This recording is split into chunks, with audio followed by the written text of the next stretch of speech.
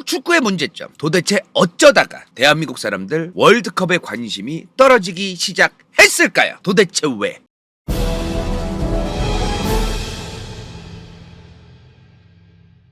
자, 6월 12일 체코전 첫 경기에서 대한민국 이번 월드컵 조별리그에서 2대1로 조별리그 첫 승리를 했습니다. 정말 이거 덕분이라고 봐야 될까요? 금요일에 체코랑 대한민국 경기가 있다. 저번 주에. 근데 월, 화, 수, 목요일까지만 해도 내일 체코랑 경기에 알바노야, 안 봐, 관심 없어, 홍명보 안 봐, 정몽규 안 봐. 그러는 분들이 저번 주 월, 화, 수, 목 동안 내내 있었는데 처음에 2대1로 이겨서 관심이 지금 높아진 것 같습니다. 그죠? 자, 근데 이게 사실 그전보다는 관심이 떨어진 건 사실입니다. 관심이 높아졌어요. 체코전에서 2대1로 이기면서 급 상승하고는 있는데 예전만은 못하다.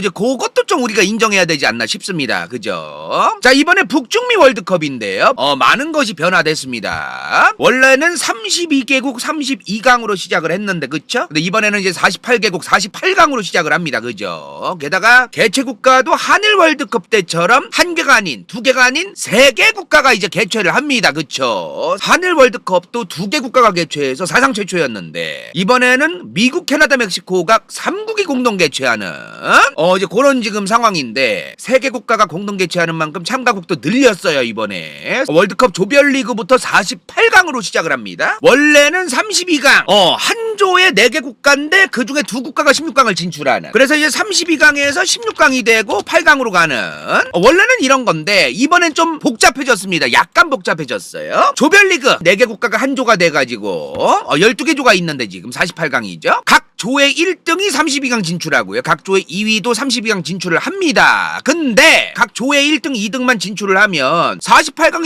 24강이 돼야 되는데 48강이 32강이 돼요. 지금. 그러면 지금 뭔가 복잡해져요. 48개 국가들 중에서 누가 지금 32강으로 가는 거냐? 지금 이거 아닙니까? 지금 조가 12개예요 이번에. 근데 그 12개 조의 3등들도 하나씩 있으니까 12국가 아닙니까? 3위를 한 12개 국가를 성적을 비교해요. 이제 일단 몇 승 몇 무 몇 패부터 따집니다. 그 다음에 동률이 나오면 그 다음에 골득실, 다득점, 페어플레이 점수 등등을 매겨서 3등한 국가 12개 국가들 중 8개 국가를 32강으로 올려요. 그래서 이번 월드컵 전체 경기 수가 무려 104경기입니다. 기존에 32강 체제일 때는 64경기였어요. 근데 어마무시하게 많아진 거죠. 104경기니까요. 경기 수가 많아졌습니다. 광고로 뽕을 뽑겠다는 역시 미국.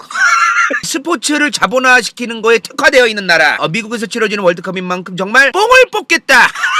정말 어마무시하다는 말씀드립니다. 그래서 원래는 이렇게 월드컵의 규모가 사상 최고로 이제 커졌고요. 참가국도 많아졌고요. 그래서 축구 경기에 관심이 많아져야 되는 건데 이번에 역대 최저 같다는 거죠. 대한민국의 월드컵에 대한 관심, 이제 체코전을 이겼기 때문에 올라가긴 올라갔지만 그럼에도 불구하고 예전만은 못하다, 이런 얘기가 지금 나오고 있다는 겁니다. 그럼에도 불구하고 과거부터 대한민국이 해외에 나가서 하는 스포츠들 중에 가장 관심이 많고 그러는 거는 사실 축구인 것 같습니다. 특히 월드컵인 것 같아요. 근데 우리가 이제 월드컵을 2002 월드컵 이전에도 4번 본선을 나갔어요. 1986년 멕시코 월드컵, 1990년 이탈리아 월드컵, 1994년 미국, 1998년 프랑스까지. 자, 월드컵 본선을 나갔는데 참고로 86년, 90년, 94년 월드컵은 32강이 아니었습니다. 24강 체제였어요. 32강 체제가 시작된 건 98년도부터예요. 이 80년대부터 90년대의 한국 축구, 월드컵에 진출했던 한국 축구를 지금 축구 팬분들이 어떻게 평가를 하냐면 사실은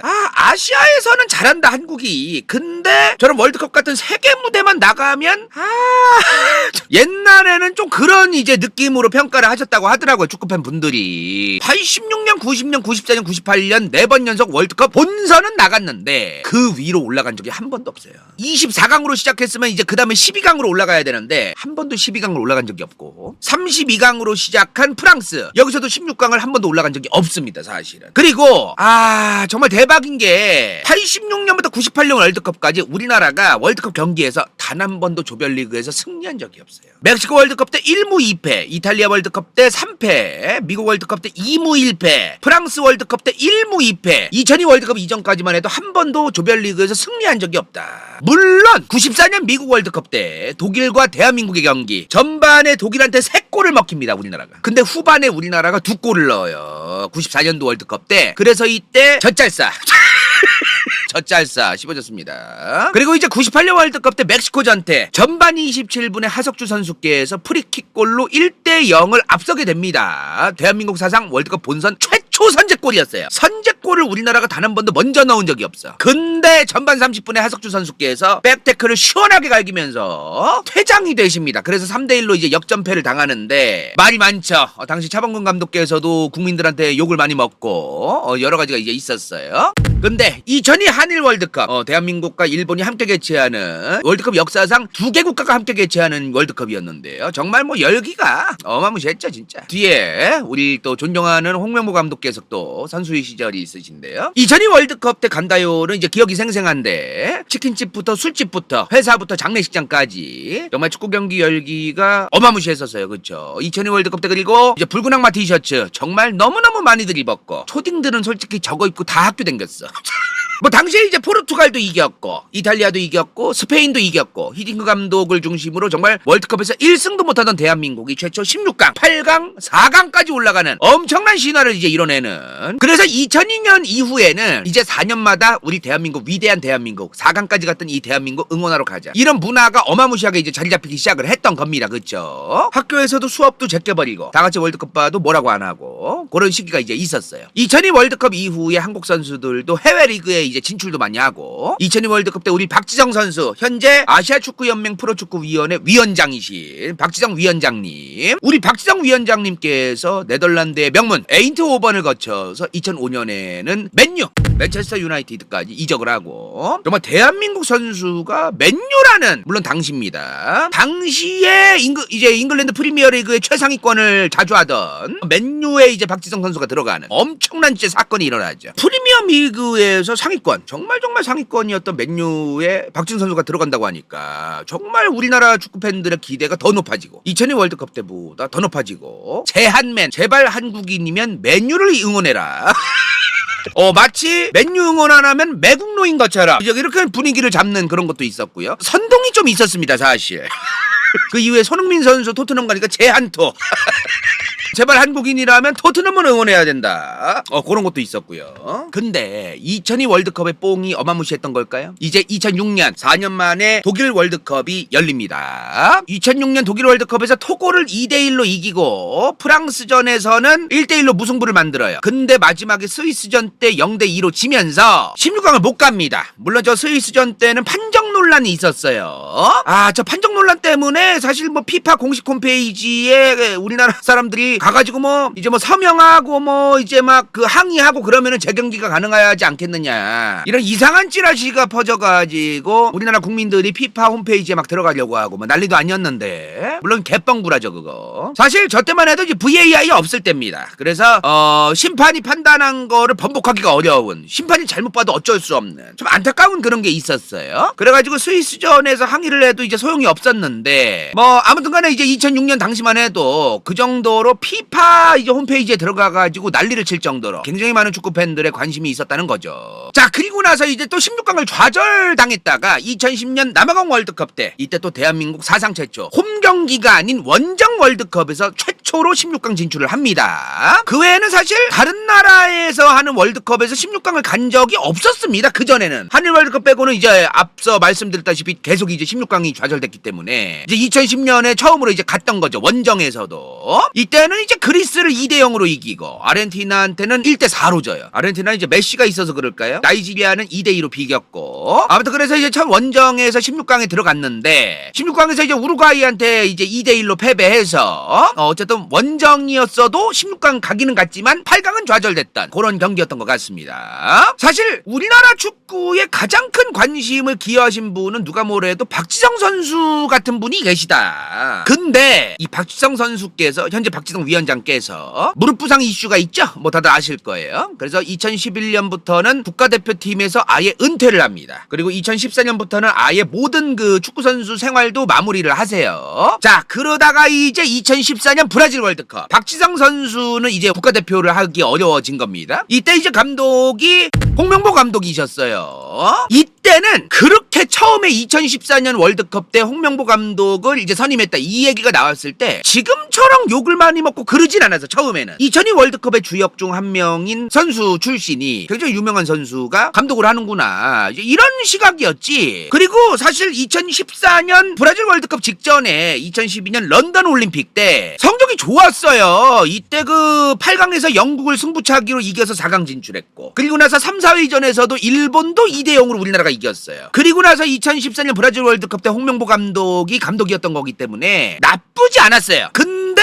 조별리그에서 러시아한테 1대1로 비겨요. 알제리한테는 2대4로 집니다. 벨기에한테 0대1로 져요. 그래서 1무 2패로 조최하위로 탈락을 합니다. 그리고 솔직한 얘기로 저때 알제리전 2대4 했던 거 이거 전반전에 우리나라가 3골이나 먹힙니다. 후반에 우리나라가 2골을 넣었어요. 근데 후반에 또 먹혔어 한 골을. 그래서 2대4가 된 거야. 이때 대한민국 국민들 축구팬들 충격을 받습니다. 우리가 알던 그 박지성 우리 해버지가 계시던 우리가 알던 그 히딩크 감독 때 축구 국가대표팀이 맞나? 그러니까 이거에 대해서 이제 2002 월드컵 때 이제 이름을 알리신 선수분들이 지금 이제 유튜브 같은 데 나오셔서 너무 국민들 눈이 높다 이런 지적도 하시긴 하는데 아무튼 당시 축구팬들은 굉장히 이제 충격적인 결과였던 거예요. 당연히 16강 가겠지. 이런 걸 너무너무 당연하게 생각을 했었으니까 이제 우리나라 국민들이 당시에. 물론 이 브라질 월드컵 때 손흥민 선수가 있었어요. 근데 손흥민 선수가 그때는 나이도 어리고 리더 역할을 하던 시절이 아니고 좀 그래가지고 손흥민 선수가 모든 거를 진두지휘하고 좀 이제 그러기가 좀 어려운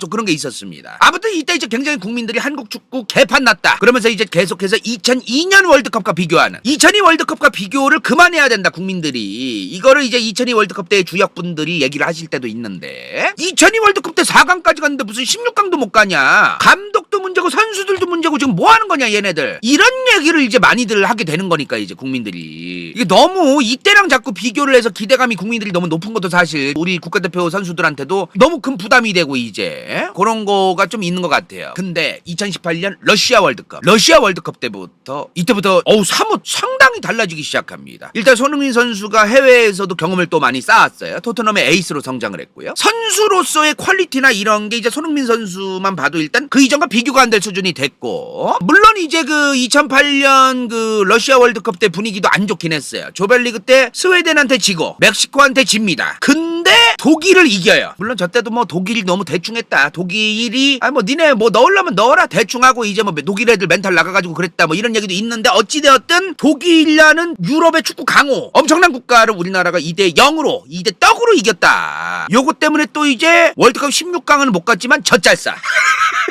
독일을 이겼으니 젖잘싸. 그래서 2018년도 러시아 월드컵에서는 우리가 16강에 못 갔어도 국민들이 오프콜스를 하는 그런 분위기가 있었어요. 젖잘싸. 독일을 이겼다 우리가. 이제 2022년 카타르 월드컵이에요. 벤투 감독 때죠. 벤투 감독이 사실 2018년에 선임된 감독이에요. 그러니까 이게 벤투 감독이 2022년 카타르 월드컵 이전에 무려 4년이나 축구 감독을 하던 분이에요, 이분이. 근데 이게 이제 추가할목 분들도 많고 사실은 이제 다양한 분들이 계신데 요걸 좀 분명히 하고 가야 돼요. 이번에 축자랄들한테 제가 정말 많은 고견을 듣고 오늘 대본을 썼는데 월드컵 대표팀이라는 게 사실 감독이 이번 달에 왔어요. 그리고 몇 달 뒤에 이제 월드컵이 열린다? 그렇게 만들어지는 게 아니다. 감독의 축구 철학을 선수들이 이해하는 시간도 필요하고 빌드업 방식도 선수들을 자주 만나면서 분석해서 완성해야 되고 선수들 조합도 맞춰야 되고 압박 구조, 후방 전개 방식 그리고 플랜 B 이런 것들은 몇 년 동안 이제 계속해서 감독이 선수들과 함께하면서 맞춰가야 되는 거기 때문에 처음에 오자마자 성적이 좋은 게 아니에요. 벤투 감독도 처음에 2018-19년도에는 욕을 많이 먹었어요. 너는 와가지고 뭐하냐. 근데 그러면 안 된다는 거지. 온 지 얼마 안 됐잖아요. 처음에 1년, 2년 동안은 성적이 안 나와도 믿고 맡겨야 되는 게 있다. 2018-19년도에 벤투 감독이 뭐라고 욕먹었습니까? 빌드업 축구만 한다 쟤는. 플랜 B가 없다. 특정 선수만 자꾸 쓴다. 답답하고 암 걸린다. 이런 욕을 엄청나게 많이 먹었어요 초반에. 근데 카타르 월드컵 2022년까지 가면서 우리 벤투 감독님 어떻게 성적 냈습니까? 우루과이 0대0으로 비기게 만들고 물론 가나한테는 졌는데 포르투갈을 이기고 2010년 남아공 월드컵 이후에 12년 만에 16강을 가는 홈경기가 아닌 원정 월드컵에서 16강을 또 가게 되는 이런 결과를 또 벤투 감독이 또 우리 선수들과 함께 만들어내는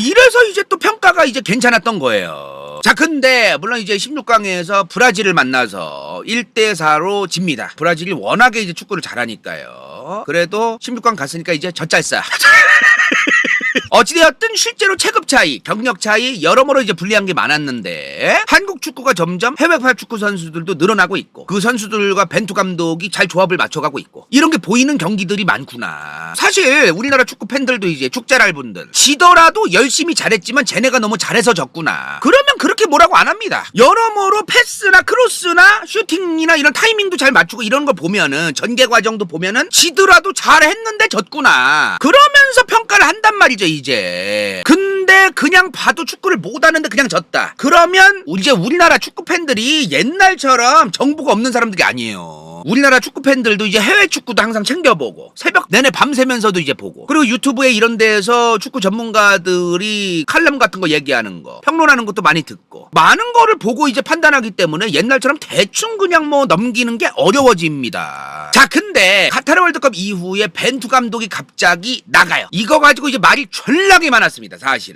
딱 의혹이라서 이제 팩트로 드러난 건 없어요. 대한축구협회에서 정몽규 회장 관련해 가지고 여러 의혹이 있었는데 축구협회가 이걸 팩트로서 확인해 준 게 별로 없어요. 그래서 다 의혹인데 벤투 감독이 쫓겨난 거냐 아니면 합의하에 나간 거냐 그럼 왜 나가게 된 거냐 이런 거에 대해서 사실 지금 분명하게 드러난 건 없습니다. 축구팬들이 의혹을 제기하는데 제가 그 의혹을 사실인 것처럼 얘기할 수는 없으니까요. 자 근데 그 이후에 누가 들어옵니까? 클린스만이 들어옵니다. 정말 이때부터 정말 개판이 납니다. 진짜 축구팬들이 욕을 어마무시하게 해요. 2024년 카타르 아시안컵 4강전에서 아시안컵은 이제 아시아 국가들끼리 하는 겁니다. 여기서 요르단한테 0대2로 집니다. 자 근데 축구라는 게 이길 때도 있으면 질 때도 있다. 졌다는 이유만으로 클린스만을 욕하는 건 잘못된 것이다. 다만 손흥민, 이강인, 김민재, 황희찬 이런 역대급 전력을 갖추고도 우리나라 축구보다도 아래라고 평가받던 요르단한테 2대0으로 졌다. 게다가 그냥 진 게 아니죠. 이 경기에서 우리나라의 유효 슈팅은 0이었습니다. 직전에 2022년에 벤투 감독 시절에 보여주던 그런 거를 축구팬들은 원했어요. 이 선수들이 그 전략을 잘 이해하고 있고 감독의 철학을 잘 이해하고 있고 그거에 맞춰가지고 딱딱딱딱 되는 이게 너무 안 보이는 거야. 아무것도 안 보이는 거야. 최상급 선수들을 이렇게 많이 기용했는데도 저거밖에 안 보여준다? 이거는 감독 탓이다. 이런 말씀드리기 뭐한데 클린스만 감독이 조금 웃상이에요. 그래서 이제 국민들 야마 이빠이 돌아 있는데 공항에서 들어올 때도 웃으면서 들어오니까 이제 국민들이 이제 웃어? 개빡쳐가지고 진짜 그런 게 좀 있었어요. 그래서 2024년부터 본격적으로 이제 우리나라 축구 팬들이 개빡친 거예요. 진짜 클린스만을 왜 쓰냐. 그리고 클린스만이 사실 제텍스만으로 좀 불리는 사람이에요. 미국에서 개인 사업하고 이 사람 미국에 본가가 있어요. 독일 사람인데 미국에서 사업하느라 미국에서 생활을 해. 근데 이 사람이 미국 가가지고 자꾸 재택으로 이런 거 저런 거 시키고 그래서 제텍스만으로 불리는 좀 그런 게 있었는데 욕을 좀 오지게 많이 먹었던 게 있어요. 그래서 사실 클린스만 감독이 예전에 독일 축구 선수에서 전설적인 독일 축구 선수였던 건 맞습니다. 근데 이 양반이 2004년에서 2006년까지 독일 국대 감독을 했었어요. 이 당시에 독일 국가대표 선수였던 필립 람 선수 이 선수가 이제 나중 가가지고 이제 클린스만 감독에 대해서 평가한 게 있어요. 클린스만 감독 저 사람은 국가대표팀들 축구 시킬 때 훈련을 시킬 때도 그냥 체력을 키우는 훈련을 시켰다. 근데 전략 전술은 방치됐다. 경기 전에 어떻게 경기를 해야 될지를 독일 감독과 의논하는 게 아니라 선수들끼리 의논하는 경우도 있었다. 이게 말이 되느냐. 그러면서 악평을 그냥 아낌없이 했습니다. 필립 람이 코치가 대신하고만. 그리고 독일 최상위 프로 축구 리그 분데스리가 여기에 헤르타 이제 감독을 했었는데 클린스만이 헤르타 BSC 감독을 할 때 이 사람이 성적을 개판으로 만들어요. 저 팀을. 그리고 부임한 지 2달 만에 페북 라이브를 켜요. 그리고 나 감독 이제 나간다. 나 이제 감독 나간다 빠이 그러고서 런을 쳐요. 이 사람이 감독으로서 책임감이 없다. 저 사람 감독 커리어에 의문이 많다. 저 사람이 실제로 전략 전술을 잘 쓰는 사람이 맞냐. 옛날에 자기 젊을 때 축구 선수일 때 독일 선수일 때는 정말 개쩌는 선수였던 건 인정하는데 감독으로서 맞냐. 이게 말들이 많았어요. 이제 그랬더니 카타르 아시안컵에서 이 사람 감독으로 뽑아놨더니 4강 가자마자 요르단전에서 2대0으로 졌다. 4강 간 거면 잘한 거 아니냐. 클린스만이 그렇게 얘기하대요.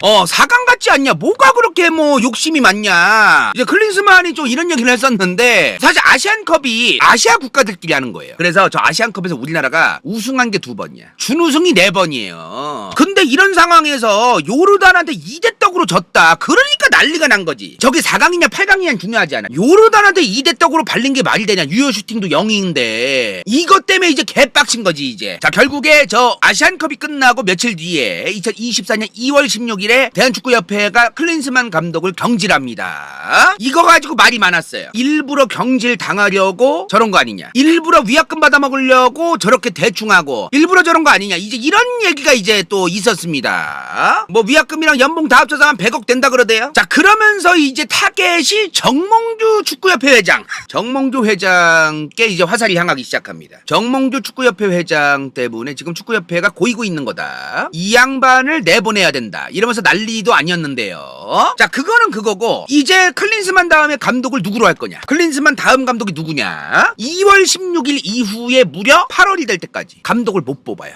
6개월이 넘도록 꽤 걸린 겁니다. 이게 중간에 이제 황선홍 감독, 김도훈 감독께서 임시 우리나라 축구 국가대표 감독하시고, 자, 몇 달 내내 이제 돌고 돌아서 그 다음 외국 감독을 선임할 거다, 이런 얘기가 이제 돌아요. 외국 감독 중에 정말 명장들, 정말 괜찮은 감독들, 이런 사람들을 지금 초이스하려고 준비 중이다, 이런 찌라시가 막 돌아요 이제. 그러면서 이제 후보가 나왔던 게 제시마시, 그리고 다비드 바그너, 그리고 거스포예, 요 3명의 후보가 이제 막 이름이 오르내리면서 이제 축구 팬들이 이제 제2의 벤투, 제2의 히딩크, 클린스만 같은 사람 말고 제대로 된 사람 데려와서 또 몇 년 동안 이제 우리 국가대표팀하고 같이 이제 합을 맞추고 좀 이제 기대해볼만 하겠다, 그런 얘기가 이제 나오는데, 아, 여기서 이제 홍명보 감독이 선임이 된, 갑자기 국민들이 진짜 개빡친 거예요 진짜. 이게 기대에 부풀어 있어서 우리 축구 팬들이 정말 이제 히딩크 감독 같은 제대로 된 감독을 원한단 말이야. 이제 팬들이 다 눈이 높잖아요. 제시마 씨는 프리미어리그의 그 리즈 유나이티드 감독, 리즈 시절이라고 하잖아 우리가. 그 리즈가 저 리즈예요. 리즈 유나이티드가 옛날에 리즈 시절에는 개 잘했거든. 그 리즈 시절이야 그게. 리즈 유나이티드에 감독했던 사람이야 제시마 씨가. 그리고 다비드 바그너는 노리치 시티의 감독이었고, 거스포옜은 그리스 대표팀도 이끌었었는데 그 K리그 25년 시즌에 전북에 부임하자마자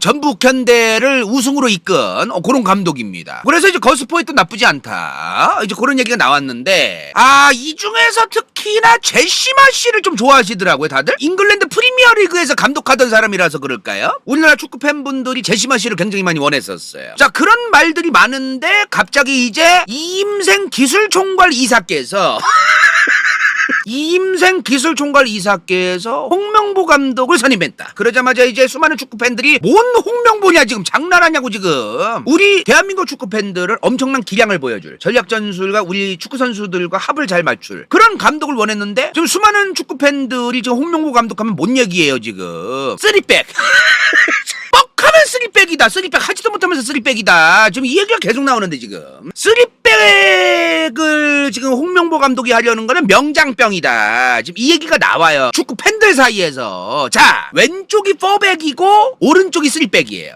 뭔 차이냐, 4백은 4명이 수비수인 거야. 골키퍼가 여기 있으면 바로 앞에 이제 4명이 있죠. 근데 골키퍼가 여기 앞에 있는데 쓰리백은 3명이 있어요. 근데 쓰리백은 수비수가 3명이지만 사실상 5명이라고 봐야 됩니다. 왜 그러냐면은 4백일 때는 수비수 4명, 미드필더 2명, 공격수 이제 앞에 4명 이렇게 깔려있는 건데, 3백일 때는 공격수가 하나 둘 셋이 있어요. 그리고 미드필더가 2명이 있습니다. 수비수가 3명이 있는데, 이 윙에 있는, 날개 쪽에 있는 이 2명이 뭐냐, 이 사람들도 수비수야. 이 4백일 때랑 뭐가 다르냐, 이 2명의 그 윙에 있는 수비수 2명이 공격수가 공격할 때 도와주러 가고 수비할 때 수비하러 내려와 줘야 되고, 이거를 이제 또 해줘야 돼요. 이 LB랑 RB가 바빠져야 돼요. 예, 개고생을 해. 졸라게 뛰어댕겨야 돼 진짜. 근데 저희 간다요 컴퍼니의 축자랄 장씨와 규작가 피셜, 이 3백 전술이 유럽 리그에서 흔하게 많이 쓰는데 우리나라 K리그에서도 안 쓰진 않지만 들어온 지 얼마 안 됐다. 이게 사실은 우리나라에서는 저 3백 전술을 쓰긴 써도 잘 쓰는 감독이나 경험이 있는 선수들도 많지가 않기 때문에 이 3백 전술을 쓸 거면 우리 국내파 선수들이 이 전술에 적응하는 시간이 필요하다. 그리고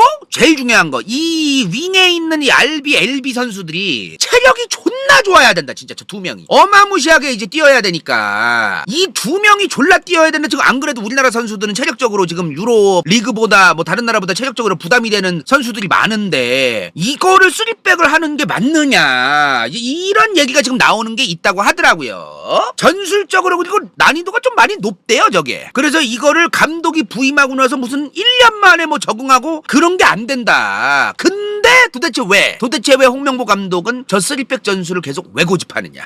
유럽에 있는 명장들이 자주 쓰는 전술인데 저 3백이 우리나라에 안 어울리는 건데도 왜 계속 쓰느냐? 이거를 가지고 이제 홍명보 감독이 자기가 유럽의 명장인 줄 알고 명장병 걸려서 쓰는 거다라는 한국 네티즌들의 이제 썰이 있어요. 그래서 지금 사실 이런 말씀드리기 뭐한데 이번에 그 체코전에서 이제 2대1 승리를 했는데 이제 우리가 체코전 경기를 보고 나서 지금 많은 축구 팬분들이 물론 이제 저희 축구 선수들이 다 잘하셨고 이제 그랬지만 몇몇 축구 팬분들이 이제 말이 다 달라요. 지금 홍명보 감독의 교체 타이밍이 잘 먹혔다. 손흥민 선수를 오현규 선수로 잘 교체했다. 타이밍은 좋았다. 인정이다. 전력 전술 괜찮았다. 근데 경기 전체적으로 체코가 생각보다 존나 못하더라. 그리고 홍명보 감독의 전력 전술 중에 뭐 교체 타이밍 이런 게 먹힌 건 둘째치고 일단 솔직한 얘기로 해외파 선수들이 캐리했다. 말이 많아 지금. 뒷공간 패스 활용을 잘해가지고 체코 수비수들을 힘들게 만들고 그리고 빠른 공수 전환 이런 것도 좋았고 이강인 선수는 또 패스 성공률도 굉장히 이제 높았고요 이번에. 그러나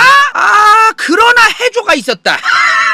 그러나 해조가 두드러지게 보였다. 평가가 사람마다 다 달라 지금. 전반전에 서로 뻥축구 둘 다 극혐이었다. 이런 여론도 있었고요. 근데 이겼잖아. 이겼으면 좀 우리가 이제 또 남아공 경기, 멕시코 경기도 남았는데 좀 응원해주죠. 아무리 홍명보 감독이 짜증나고 정몽규 회장이 싫어도 일단은 이겼잖아.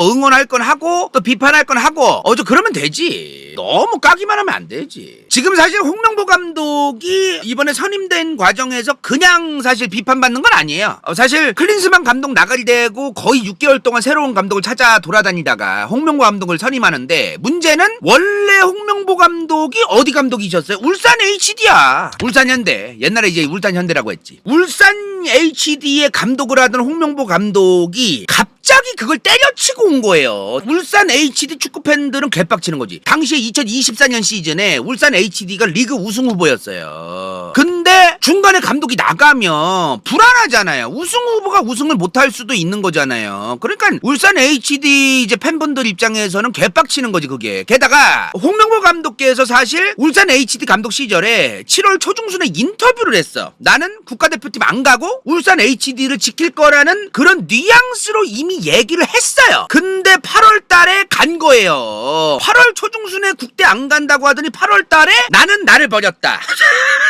나는 이제 국가를 위해서 나를 버리고 이제 오로지 승리만을 위해서 이렇게 이제 되니까 난리도 아니었던 거지. 그러면서 또 안 그래도 축구협회에 대한 불신이 있었는데 홍명보 감독이 그걸 도와주고 앉아있다. 그러면서 축구팬들이 더 이제 좀 열받아가지고 이제 난리가 났었죠. 그죠? 물론 울산 HD가 2024년 시즌에 우승을 하긴 했어요. K리그. 김판곤 감독께서 오셔서 워낙 또 잘해주셨고 말레이시아 감독 하시고 그러셨던 경력을 알고 있는데요. 지금 축구협회장을 김판곤 감독이 해야 된다. 벤투를 또 이제 김판곤 감독께서 초이스한 거 아니겠느냐. 그러면서 이제 김판곤 감독께서 굉장히 이제 보는 눈이 있고 합리적이다 이런 평가 때문에 김판곤 감독을 차기 축구협회 회장으로 모셔야 된다. 뭐 이런 걸 원하시는 축구 팬분들도 있는 걸로 알고 계신데요. 자, 그러면서 이제 터진 거예요. 국민들이 터진 거야. 축구협회가 이제 국민들의 여론을 또 안 듣는구나. 축구협회가 국민들의 말을 그냥 듣지도 않고 축구 팬들의 말도 듣지도 않고 개무시하는구나. 원래도 예전부터도 안 들었지만 요 근래 들어서도 진짜 절대로 안 듣는구나. 절대로. 그러면서 이제 국민들이 이제 축구 팬들이 이대로는 안 되겠구나. 가만두면 안 되겠구나. 난리가 난 거예요. 그래서 감독 선임 과정부터 이 축구협회의 구성원들부터 해가지고 온갖 의혹과 비리가 막 터지기 시작해요. 막 클린스만 감독 선임 과정에서도 정몽규 회장이 그냥 지 맘대로 뽑은 거 아니냐. 의혹입니다. 팩트가 아니라 의혹인데 정몽규 회장이 차기 피파 회장을 노려서 그 차기 피파 회장을 할 때 필요한 인맥을 많이 만들려고 일부러 클린스만을 데려와서 친해지고 돈 주면서 다른 인맥들을 좀 쌓으려고 그런 거 아니냐는 의혹이 있었어요. 사실이라는 게 아니라. 아무튼 간에 좀 뭐 이런 의혹이 막 있는데 홍명보 감독 뽑는 과정에서도 지금 축구협회 안에 전력강화위원회가 있어요. 다양한 감독들을 비교하고 왜 선택하고 우리 대한민국 축구의 전력을 강화하기 위해서 여러 가지 절차가 있고 따져볼 거 따져보겠다. 이게 이제 전력강화위원회인데 팬들이 최소한 납득할 수 있는 절차와 그런 설명이 필요한데 홍명보 홍명보 감독을 뽑은 거에 대해서도 명확한 설명이 없는 거야. 설명이. 외국인 감독들을 우리도 검토했음. 근데 결국 홍명보 감독이 가장 나은 듯. 근데 이 모든 판단은 우리 정몽규 회장께서 관여한 게 아님. 이임생 기술총괄 이사에게 정몽규 회장께서 당신이 모든 거를 일임할 테니 당신이 모두 다 뽑아라 라고 얘기해서 이임생 기술총괄 이사가 홍명보 감독을 뽑은 거다. 정몽규 회장한테 뭐라고 하지 마라. 이렇게 지금 설명을 했단 말이에요. 그리고 나서 이제 벤투 감독도 안 좋게 나갔던 것도 다시 나오고, 클린스만 선임에 대한 것도 다시 나오고, 홍명보 감독 선임에 대해서도 다시 나오고, 그러면서 이제 불신이 어마무시해. 지금 처음에 제시마시 감독이 캐나다 지금 국가대표 감독하고 있는데요, 이 양반 감독 선임 과정에서 이 양반이 아시안컵 경기 영상들을 3D로 준비해서 분석을 발표했대요. 파주랑 천안에 있는 축구훈련장 위치도 파악하고, 그리고 축구협회가 만약에 지금 나 제시마시를 뽑는 거에서 예산 때문에 고민을 한다면 나는 내가 과거에 받았던 연봉의 3분의 1까지 삭감할 수 있다. 이런 적극성을 이제 그 제시마시 감독이 면접에서 보였다고 합니다. 근데도 안 뽑힌 거예요. 그리고 홍명보 감독이 뽑힌 거죠. 좋다 이거예요. 그러면 제시마시 감독보다 왜 홍명보 감독이 더 좋았는지에 대한 설명, 이제 이게 있어야 되는 건데 그게 충분히 지금 설명이 안 되고 있다. 홍명보 감독은 그리고 면접도 제대로 안 한 거 아니냐 이런 게 있는데, 지금 축구협회가 그런 게 있어요. 다른 외국인 감독들은 면접도 보고 별거 다 해놓고 왜 홍명보 감독은 면접도 제대로 안 하고 뽑았느냐 이거예요. 그래서 지금 축구협회가 뭐라고 얘기했냐면은, 이임생 기술총괄이사가 홍명보 감독 집 근처에 가서 만났대요.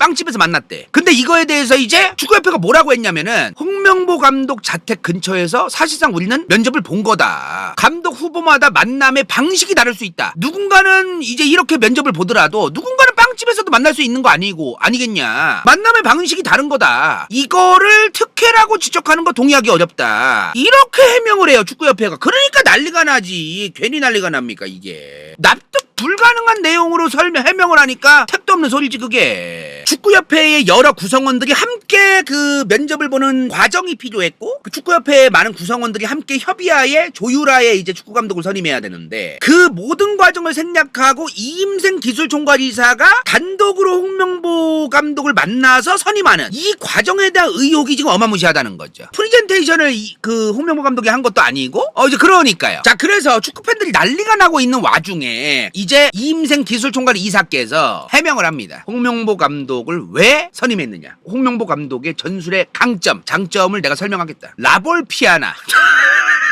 라볼피아나가 나와요. 여기서 이제 수비형 미드필더가 센터백들 사이로 내려와서 수비 숫자가 늘어나고 공이 이제 안정적으로 전개되게 하는 뭐 그런 방식의 전술이다, 이렇게 되어 있는데, 근데 이게 팬들한테 발작 버튼이 돼요. 홍명보 감독이 제시마시라던가 다른 외국인 감독보다 뭐가 더 나으냐, 이걸 궁금해하는 건데, 홍명보 감독은 라볼피아나 전술도 있고 여러모로 이제 전략 전술에 능통하시고 이러면서 어려운 단어 몇 개 집어넣더니 이런 어려운 라볼피아나 가능하니까 다들 오케이 이런 거 쌉 가능. 개쩌는 단어야. 이거 가능해 홍명보는. 그러니까 받아들여. 이렇게 이제 들리는 거야, 축구팬들 입장에서는. 지금 옛날처럼 축구팬들이 그냥 어려운 단어 몇 개 듣는다고 그냥 오케이 하고서 납득하는 그런 시대가 아닙니다. 요즘 젊은 축구팬들은 특히나 유럽의 주요 그 리그 경기들 자주 챙겨보고, 축구 전술, 전략 전술 분석하는 유튜버들, 전문가들이 말하는 것도 찾아보고, 별의별 자료를 다 찾아보는 사람들이야, 축구팬들이. 근데 무슨 라볼피아나 단어 섞으면서 뭔가 있어 보인다, 홍명보 잘 뽑은 듯 짝짝끝, 이런 시대가 아니라는 거죠 지금. 그래서 축구팬들이 라볼피아나 드립 나오고 나서 수많은 네티즌들이 뭐라고 얘기했어요. 라볼피아나고 지라리 구간에 지금 대표팀 선수들을 손흥민, 이강인, 김민재, 황희찬 어떻게 연결시킬 거고, 상대가 압박했을 때 플랜 B는 뭐면서, 외국인 감독보다 홍명보 감독이 낫다는 근거는 뭐며, 결국에 그게 지금 설명이 안 됐다는 거예요 지금. 이제 옛날에 유명한 선수 출신이니까, 국가대표 출신이니까 감독 꽂으면 잘하겠지 뭐 이렇지 않습니다. 지금 젊은 축구팬들은 그렇게 안 봐요. 실제로 감독이 전략 전술이 뭐가 있는가, 이 사람의 경력이 어떤가, 잘 하는가, 이런 걸 다 따져봅니다. 이제 세상은 2026년인데 아직도 축구협회는 무슨 90년대 2000년대에 살고 계신 것 같아요. 세상이 너무 많이 변했어요. 그렇게 생각하면 안 되죠, 그쵸? 자, 그런 와중에 우리 그 JTBC가 중계권을 혼자 샀어요. 그리고 다른 방송사들한테 존나 비싸게 팔라다가 이번에 방송사들 중에서는 KBS만 구매를 했습니다. 네이버도 구매를 했는데요, 화질이 좀 낮아요. 그래서 이번에 MBC랑 SBS는 축구 중계를 안 합니다. 제 생각에 지금 뭐 다른 방송사들은 축구 중계 중계를 한다고 해서 예전만큼 광고 단가가 잘 나오질 않는다. 그럴 바에는 다른 프로그램 방영하는 게 낫겠다. 이런 판단을 한 것 같습니다. 지금 화질도 우리가 4K가 안 돼요. FHD까지밖에 지원이 안 된다고 하더라고요. 다른 나라는 지금 4K까지 지원되는 데가 많아요. 근데 우리나라는 이번에 JTBC가 살 때 뭔 생각으로 샀는지 몰라도 FHD까지밖에 안 되는 회생 절차요? 아 진짜로? JTBC 회생 절차 들어갔어요? 지금 JTBC가 회생 절차 때문에 신용도가 D라는데 D? 아니 그럼 신용도가 안 좋은데 무리하게 이번에 JTBC가 축구 중계권을 딴 겁니까? 자 게다가 이번에 하필이면은 축구하는 시간이 너무 들쭉날쭉이에요. 지금 오전 10시 11시 이게 또 평일 금요일이라서 오전 10시 11시면 한창 일하거나 쉬는 날이면 좀 늦잠도 자고 그럴 시간인데 이거 오전에 대낮에 하니까 좀 그렇습니다 사실. 그리고 아시겠지만 월드컵 같은 거 볼 때는 이제 캔맥주 까먹으면서 이제 소맥에다가 이제 좀 그래야 되는데 낮술을 조지기에는 조금 좀 그래요. 지금 그리고 다른 나라 경기들은 또 보니까 우리나라 시간으로 새벽 2시 4시에도 안 돼요. 그래서 지금 만약에 우리나라가 32강 16강 그렇게 가면은 10시 11시일 수도 있지만 새벽 2시 4시 5시에 할 수도 있어요 지금. 요것도 이제 우리가 좀 지켜봐야 될 대목이고요 지금.